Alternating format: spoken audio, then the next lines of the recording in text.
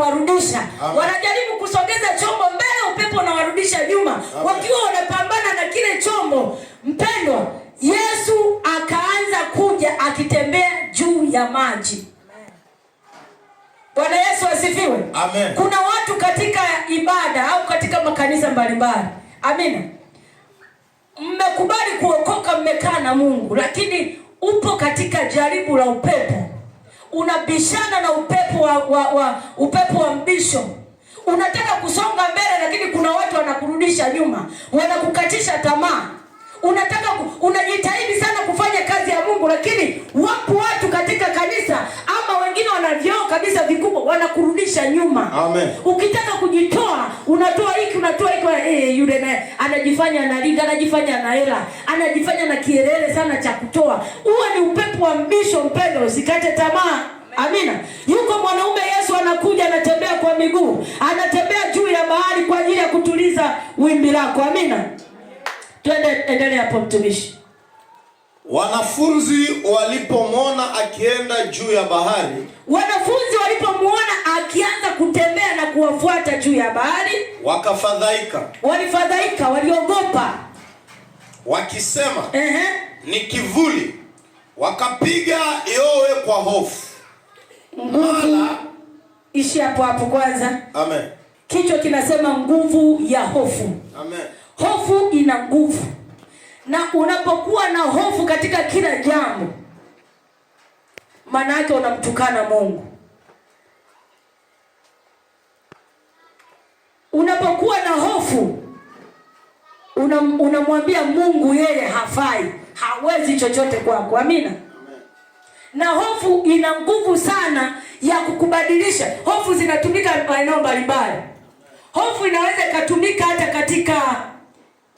katika upepo, kama vile ya bahari ilivyokuwa inapishana na meli, lakini hofu inaweza ikatumika pia kwa wachawi.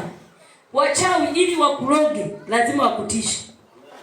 Ndio bado unaweza ukakuta, mimi zamani kabla sijaokoka nilikuwa naogopa kweli. Nilikuwa nimeokoka ila nilikuwa sijasimama vizuri.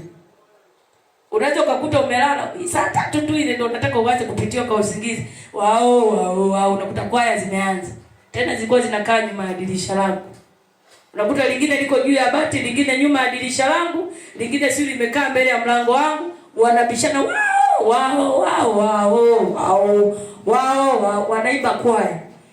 Sasa mimi unakuta muda huo anaanza kukemea, toka shetani, toka pepo, toka. Yaani unanimwoga kabisa mpaka nasisimuka, mpaka vipele vya uoga vimesimama. Kwa nini? Kwa sababu ya kuogopa. Sasa unapokuwa na hofu ndio pale wanateke advantage ya kukumaliza. Amina. Lakini unapokuwa na imani, hofu haina nafasi. Sasa hao wanafunzi, Yesu wakati wanapishana na yale mawimbi ya upepo wa mbisho, Yesu akawa anakuja. Ila wamemuona Yesu anakuja, wakaanza kufadhaika. Huyu ni Yesu kweli au ni kitu gani? Maana tuko katikati ya bahari. Fikiria uko katikati ya bahari usiku. Amina. Katikati ya bahari uko peke yako usiku. Tuashumu uko nyumbani peke yako. Alafu wachawi wamekutokea ghafla, au unaona kivuli ghafla kinakuja ukutani. Unasikiaje? Kwa walipata hofu. Wakasema sijui ni jitu gani linalokuja. Kwa sababu hakuna binadamu wa kawaida ambaye anaweza kutembea juu ya bahari. Amen. Kuna watu ambao waligawanya bahari ya Shamu. Musa aligawanya, ni nabii ambaye aligawanya bahari ya Shamu. Mwingine sijui ni nabii Elia. Wapo ambao waligawanya bahari wakapita. Lakini mtu ambaye amewahi kupita juu ya bahari ni Yesu peke yake. Chapia Yesu makofi na magoti. Amen. Yesu peke yake ndo alipita juu, alitembea juu ya bahari. Sasa kwa mara kwanza, kitu cha kawaida, hakuna kitu cha kawaida cha kusema mtu atembee juu ya bahari. Wakashangaa, wakafadhaika, wakaogopa, wakapata hofu. Ni nani anayekuja? Yaani tunahangaika na upepo, baada upepo unatusumbua, hatujui kama tutasurvive au tutazama, lakini tena tunaona kivuli kinatembea juu ya bahari. Ni nani? Ni kivuli ama ni kitu gani? Endelea hapo mtumishi wa Mungu. 26 anasema wanafunzi walipomwona akienda juu ya bahari wakafadhaika wakisema ni kivuli. wakapiga yowe, wakaanza kupiga yowe kwa hofu. Mara Yesu alinena akawaambia, jipeni moyo, ni mimi, msiogope. Akawaambia, ni nani? Kile kivuli ni nani? Wakafadhaika, wakapata hofu.